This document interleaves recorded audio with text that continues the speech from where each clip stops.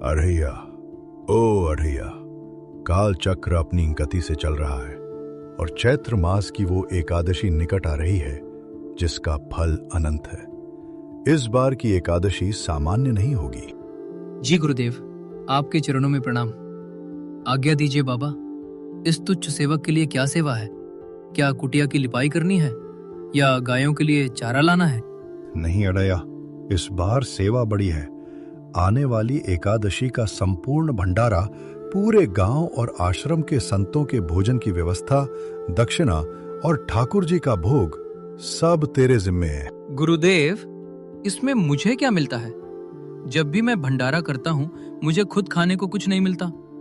इतनी सारी एकादशियां बीत गई, कभी ऐसा हुआ कि मुझे भी भोजन मिला हो? जिसे भूख लगती है उसी को हमेशा खाली हाथ लौटना पड़ता है। तो बताइए गुरुदेव, जिस एकादशी में मुझे ही खाने को नहीं मिलता, मैं उसका भंडारा क्यों करूं? अगर आपको करना है तो आप ही कीजिए। अरे अढ़ैया, एक सीधी बात का जवाब दे। जो भंडारा तू करता है वो अपने लिए करता है या फिर ठाकुर जी के लिए? तेरा तो मुझे समझ नहीं आता। ये पेट है या कोई ऐसी आग जो कभी बुझाती ही नहीं? जितना मिलता है उतना भी तुझे कम लगता है। पर सोच अढ़ैया, भंडारा पेट भरने के लिए नहीं होता, भाव भरने के लिए होता है। या फिर उस बाके बिहारी के लिए है जिसने तुझे ये सांसें उधार दी हैं। बता, भंडारा तू अपने लिए करता है या ठाकुर जी के लिए? अरे बाबा जी, यहाँ अपने पेट के ही लाले पड़े हैं और आपको भंडारे की पड़ी है। आप ही कर लो भंडारा, मुझसे नहीं होगा। मैं कोई भंडारा नहीं कर रहा, समझे बाबा जी? मुझसे नहीं हो पाएगा कोई भी भंडारा। मेरे सामने ठाकुर का नाम भी मत लीजिए। यही वही ठाकुर है ना जिन्होंने मेरी फसल चोरी की थी, मुझे पागल बनाया था, बच्चा समझकर, मूर्ख बनाकर। सबके सामने मुझे बेवकूफ बनाया गया और मैं चुपचाप देखता रह गया। याद है बाबा जी आपको? या वो सब अब भूल चुके हैं आप? साफ साफ कहूं गुरुदेव, अगर ठाकुर जी को मेरी जरा भी चिंता होती तो वो मुझे भूखा न सुलाते। जब पेट में आग लगी हो तो ठाकुर जी के नाम का ढोल मैं किस खुशी में पीटूं? और एक बात और सुन लीजिए, अगर मैं ही नहीं बचा तो आपकी ये सेवा आखिर करेगा कौन? सुन ले अढ़ैया, अगर तू केवल अपनी भूख गिनता रहेगा तो न तू इस आश्रम के योग्य है, न ही ठाकुर जी के प्रसाद के। लेकिन अगर तू सच में उस सांवरिये का दास है तो अपनी भूख गिनता बोलनी पड़ेगी। सच्चा भक्त वही होता है जो खुद भूखा रहकर भी जगत के ठाकुर का उत्सव मनाए। अब जा, ये मेरी आज्ञा है। बाजार निकल और भंडारे की सारी सामग्री जुटा। ठीक है बाबा, जा रहा हूं भंडारे का इंतजाम करने। पर एक बात गांठ बांध लीजिए, अगर इस बार भी भंडारे के बाद मुझे जूठन तक नसीब नहीं हुई तो याद रखिएगा, ना मैं आपको छोड़ूंगा ना उस ठाकुर को। मेरा हिसाब बिल्कुल सीधा है, पहले पेट पूजा फिर काम दूजा। बहुत बातें बनाने लगा है तू। अब जाएगा भी या यहीं खड़े खड़े मेरा कान पकाएगा?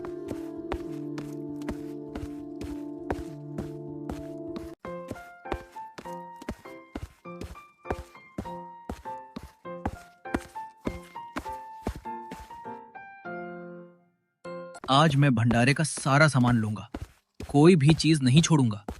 पिछली बार जो भूल हुई थी, इस बार उसे बिल्कुल दोहराऊंगा नहीं।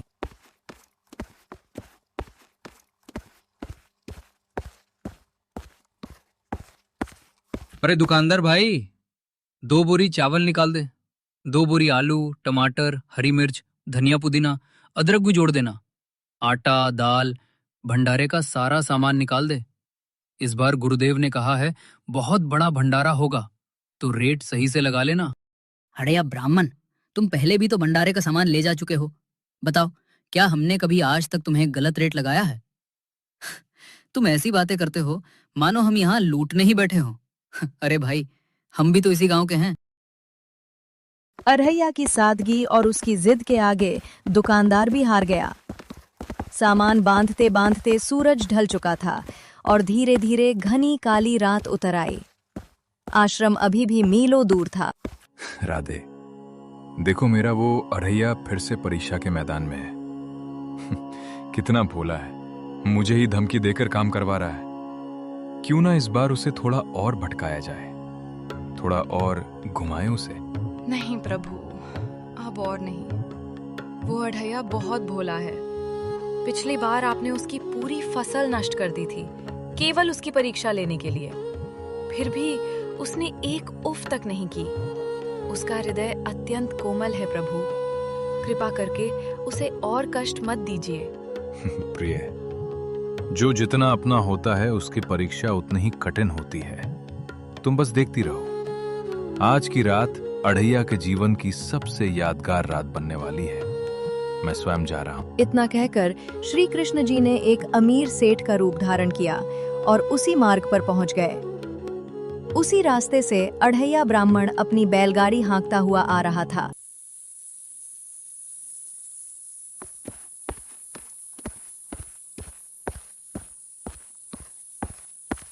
ठहरो ब्राह्मण, इतनी घनी काली रात में इतना सारा सामान लेकर अकेले इस जंगल के रास्ते? कहां जाने का इरादा है और नाम क्या है तुम्हारा? अरे सेठ जी, डरा ही दिया आपने। मेरा नाम अढ़ैया ब्राह्मण है, आश्रम का सेवक हूँ। एकादशी के भंडारे का सामान लेकर लौट रहा हूँ। पांव थक गए हैं, शरीर जवाब दे रहा है, पर गुरु की आज्ञा है।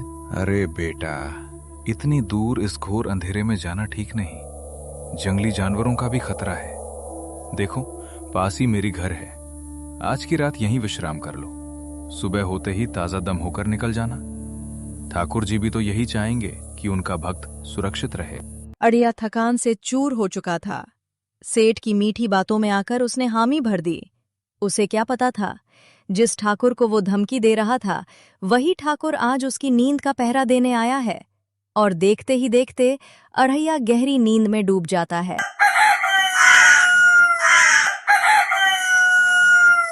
उफ, कमर अकड़ गई है पत्थर पर सोकर। पर चलो, शुक्र है रात खैरियत से कट गई। अब सूरज चढ़ने से पहले आश्रम पहुंचना होगा, वरना गुरुदेव की डांट सूर्य की तपिश से भी तेज होगी। कहाँ गई मेरी सब्जी? कहाँ है मेरे आलू? ये क्या? जमीन खाली क्यों है? क्या मेरी आंखें अभी भी सो रही हैं? नहीं, यहां 2 बोरियां थीं, गोल मटोल भरी भरकम आलू की बोरियां। कहाँ गई? क्या जमीन निगल गई या आसमान खा गया? सेठ जी, ओ सेठ जी, जरा जल्दी आइए। देखिए, मेरी 2 आलू की बोरी कम है। आइए ना सेठ जी।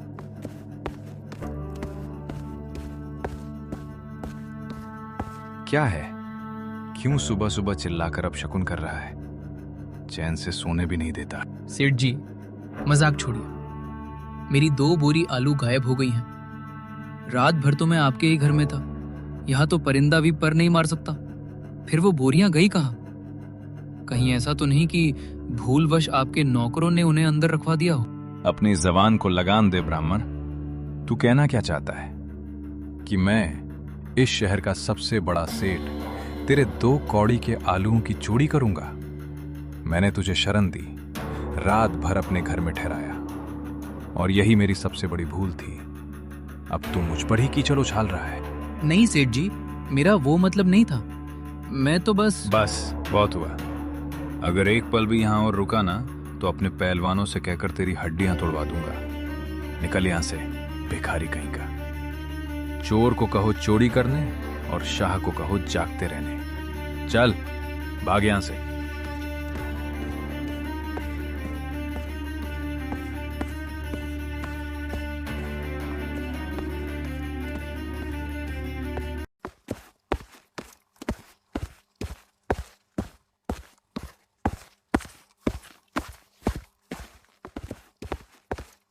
स्वामी, देखिए तो सही, नारायण अपने भक्त के साथ कैसा कौतुक कर रहे हैं। बेचारा अढ़ैया कितना सच्चा है। उसकी आंखों के आंसू मुझसे देखे नहीं जा रहे। क्या आप कुछ नहीं करेंगे? वो कोई साधारण नहीं, वो तो श्री किशन जी हैं, 16 कलाओं में निपुण। नारायण की लीला नारायण ही जाने। वो प्रेम में भक्त को रुलाते भी हैं और फिर स्वयं ही उसके आंसू पोंछने भी आते हैं। पर जब आपने आज्ञा दे ही दी है तो इस भोले के लिए अब कुछ करना ही पड़ेगा। चलिए, आज अढ़ैया के लिए न्याय की व्यवस्था हम स्वयं करते हैं।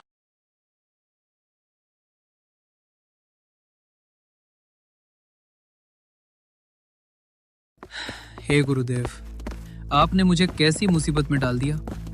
खाली हाथ आश्रम पहुंचा तो सब यही कहेंगे, बहाने बना रहा है, खुद ही आलू खा गया होगा। बच्चा रुक, इतनी लंबी आहें क्यों भर रहा है? तेरा दुख इस रास्ते की धूल से भी भारी लग रहा है। क्या बात है? क्या बताऊं बाबा, किस्मत ही फूटी है। गुरु की आज्ञा मानी, बाजार से सामान लिया, एक सेठ पर भरोसा किया और सुबह तक सब लुट गया। अब न हाथ में सामान है न पास में पैसा। ऊपर वाला भी तमाशा देख रहा है। सुन बेटा, जहां अंधेरा सबसे गहरा होता है वहीं सवेरा सबसे करीब होता है। तू सच्चा है और सच्चे इंसान को किसी सेठ से डरने की जरूरत नहीं होती। चल मेरे साथ, हम सीधे राजा के दरबार में न्याय मांगेंगे।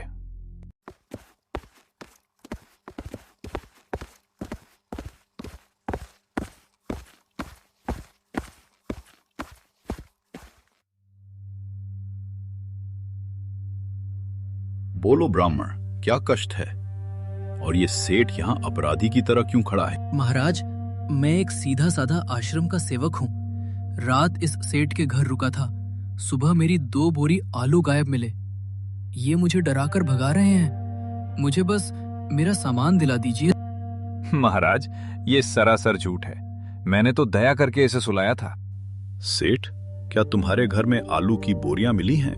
वो महाराज, वो तो मेरी अपनी है, कल ही बाजार से मंगवाई थी। न्याय बहुत सरल है। सिपाही, सेठ के घर से 4 बोरी आलू लेकर आओ और इस ब्राह्मण को सौंप दो। 2 बोरी इसके नुकसान की और 2 बोरी इसके मानसिक कष्ट की। क्षमा करें महाराज, पर मुझे 4 नहीं, केवल 2 ही बोरी चाहिए। क्यों? राजा का उपहार मना कर रहे हो? महाराज, मेरा हक केवल उन 2 बोरियों पर है जो मैंने मेहनत से जुटाई थी। पराया धन मेरे लिए मिट्टी है। अगर मैं लोभ करूंगा तो मुझ में और इस बेईमान सेठ में क्या फर्क रह जाएगा? मुझे बस मेरी 2 बोरियां दे दीजिए ताकि मैं समय पर भंडारा कर सकूं। अढ़ैया की ईमानदारी देखकर पूरा दरबार दंग रह गया। वो 2 बोरी आलू लेकर फिर से आश्रम की ओर चल पड़ा। लेकिन उसे क्या पता था कि रास्ते में अभी एक और बड़ी परीक्षा उसका इंतजार कर रही थी। क्या अढ़ैया समय पर पहुंच पाएगा?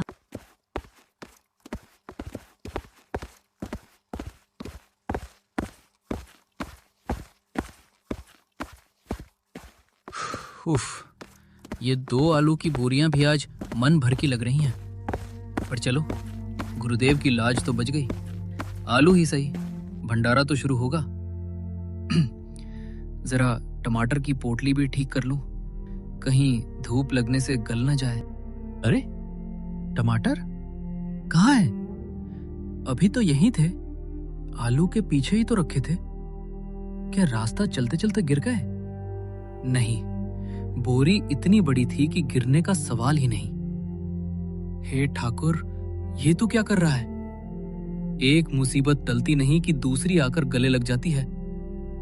क्या तूने मुझे पागल बनाने की कसम खा रखी है? क्यों रे अढ़ैया, फिर से आंखों में सावन भर आया? अभी तो राजा से न्याय पाकर लौट रहा था, फिर ये विलाप क्यों? बाबा, लगता है मेरी तकदीर ही किसी ने काली स्याही से लिखी है। आलू मिले तो टमाटर चले गए। बिना टमाटर के भंडारे की सब्जी में वो स्वाद कहाँ? गुरुदेव कहेंगे कि अढ़ैया आधा सामान खा गया। बाबा, मैंने कभी किसी का एक तिनका भी नहीं चुराया, फिर मेरे साथ ही ऐसा क्यों हो रहा है? शायद इसलिए क्योंकि तू अभी भी मेरा मेरा कर रहा है। चल, वापस उसी द्वार पर चलते हैं जहां से तू न्याय लेकर आया था।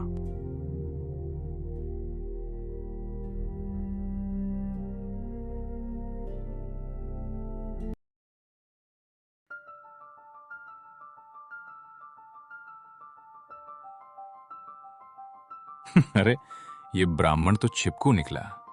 अब क्या मांग में आए हो? क्या अब मेरे घर की दीवारें भी तुम्हारी हैं? सेठ जी, मैं विनती करता हूँ, मेरी टमाटर की बोरी भी आपके यहाँ ही रह गई है। वो भंडार का सामान है, उसे रख के आपको क्या मिलेगा? दे दीजिए सेठ जी, पुण्य मिलेगा आपको। पुण्य? अरे मूर्ख, मेरे खेतों में हजारों मन टमाटर लाल होकर लटक रहे हैं। मैं तेरे सड़े गले टमाटरों का क्या करूंगा? जा, यहां से दफा हो जा, वरना इस बार सीधा जेल भिजवाऊंगा। श्री किशन जी की लीला देखकर शिवजी भी कुछ न कर पा रहे थे। वे बस यही सोच रहे थे, अगर पार्वती जी ने अढ़ैया की सहायता करने का आदेश न दिया होता तो वे भी कैलाश में बैठकर श्री किशन जी की लीला निहार रहे होते। पर क्या करें, आदेश तो पार्वती जी का था। ब्राह्मण, तुम फिर आ गए। क्या राज दरबार को तुमने खेल का मैदान समझ लिया है? अब क्या समस्या है? महाराज, मैं झूठ नहीं बोल रहा। आलू के साथ टमाटर की बोरी भी थी, वो भी सेठ के पास ही रह गई है। मैं ब्राह्मण हूँ, असत्य बोलकर अपना धर्म नहीं बिगाड़ूंगा।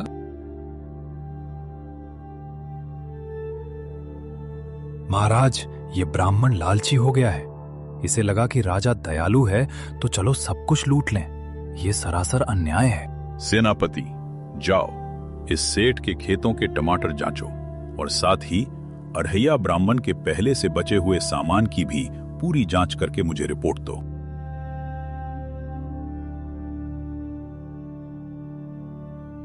महाराज, ये अत्यंत आश्चर्यजनक है। सेठ के खेत के टमाटर और इस ब्राह्मण की बोरी में बचे हुए टमाटर, दोनों का रंग, आकार और स्वाद बिल्कुल एक सा है। इनमें किसी भी प्रकार का अंतर करना असंभव है। बस, प्रमाण मिल चुका है। अढ़ैया ब्राह्मण, तूने राज दरबार की दया का गलत फायदा उठाया है। तूने सेठ के टमाटरों को अपना बताने की धृष्टता की। सिपाहियों, जो आलू इसे दिए गए थे वो वापस ले लो और दंड स्वरूप इसके पास जो कुछ भी बचा कुचा सामान है वो भी सेठ को दे दिया जाए। इसे खाली हाथ दरबार से बाहर निकालो।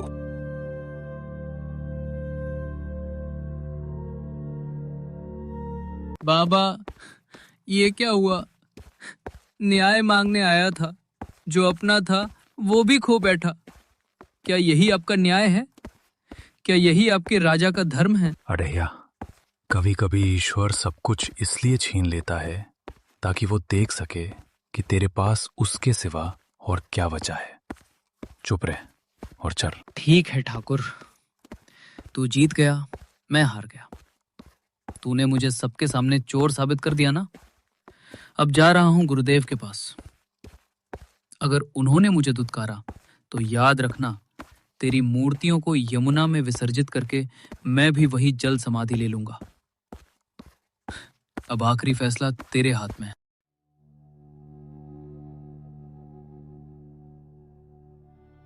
गुरुदेव, ओ गुरुदेव, आपका अढ़ैया लौट आया है।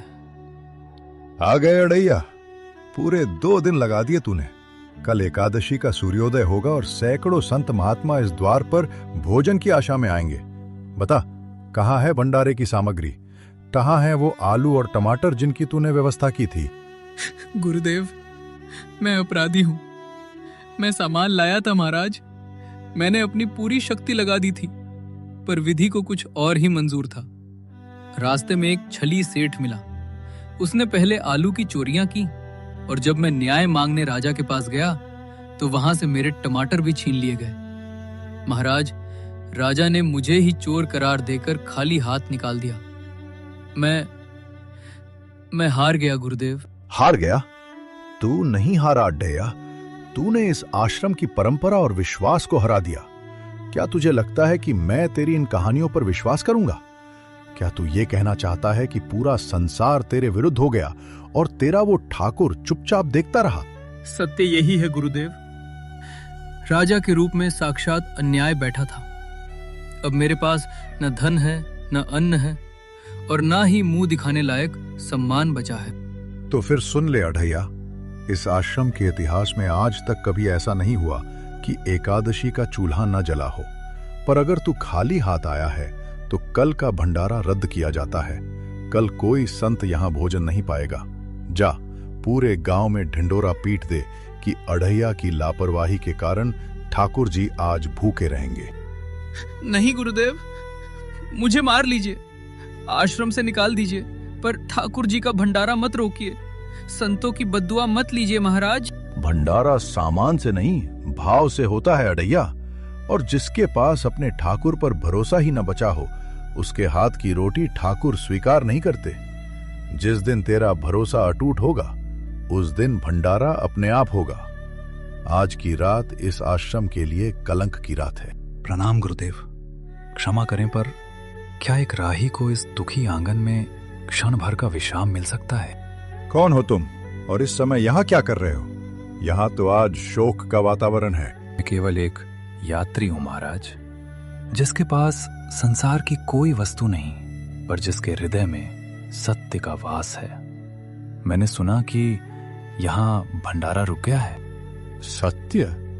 अड़ैया भी सत्य का ही राग अलाप रहा है, पर सत्य से पेट नहीं भरता यात्री। भंडारे के लिए सामग्री चाहिए जो इसके पास नहीं है। महाराज, सत्य कभी महंगा नहीं होता, बस उसे पहचानने वाली आंखें चाहिए। ठाकुर के दरबार में धन की नहीं, केवल सत्य की मुद्रा चलती है। इस ब्राह्मण की आंखों में जो आंसू हैं, वो गंगा जल से भी पवित्र हैं। क्या आप इन आंसुओं का मोल नहीं जानते? शिवजी के इतना कहते ही अमीर सेठ और राजा सीधे गुरुदेव के आश्रम पहुंच जाते हैं।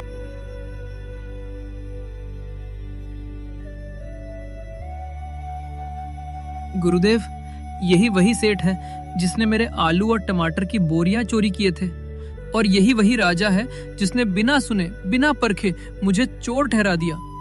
मैं गरीब था, इसलिए मेरी सच्चाई किसी को दिखी नहीं। आज अगर आप सामने हैं तो मैं सच बोल रहा हूँ, मेरे साथ अन्याय हुआ था। पता है अड़ैया, आज तू बहुत बोल गया, पर बोलना भी जरूरी था।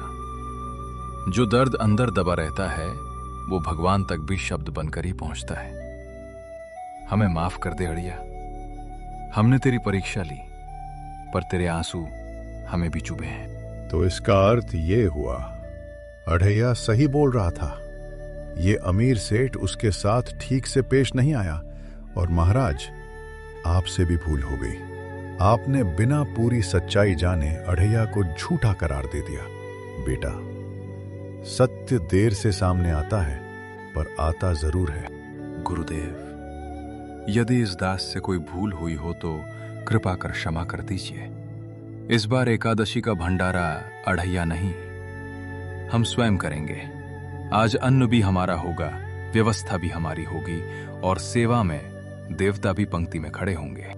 तभी अचानक सेठ और राजा अपने असली रूप में आते हैं। गुरुदेव और अड़ैया हाथ जोड़कर शिवजी, श्री कृष्ण जी और ब्रह्मा जी को श्रद्धा पूर्वक प्रणाम करते हैं। हे ठाकुर और ठाकुर के सर्वोच्च ठाकुर, मुझे क्षमा करें, मैंने आपका असली रूप पहचान नहीं पाया। ये लो अड़ैया, तुम्हारे आलू की बोरी, तुम्हारे टमाटर, तुम्हारी सब्जी, आटा, भंडारे का सारा सामान, और ये लो मेरी तरफ से एक बोरी सोने की मुद्रा है। अड़ैया, अब भंडारा रुकना नहीं चाहिए। ये सेवा जारी रहेगी, लोगों के लिए अन्न वितरित होता रहे, और तेरी भक्ति की ये कहानी हर किसी के दिल तक पहुंचे।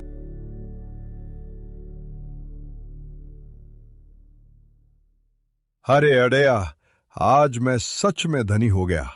तेरे जैसे शिष्य को पाकर तूने मुझे मेरे ठाकुर से मिला दिया। गुरुदेव, अब भंडारे की तैयारी शुरू करें या फिर अभी मस्का लगाकर आराम करने वाले हैं?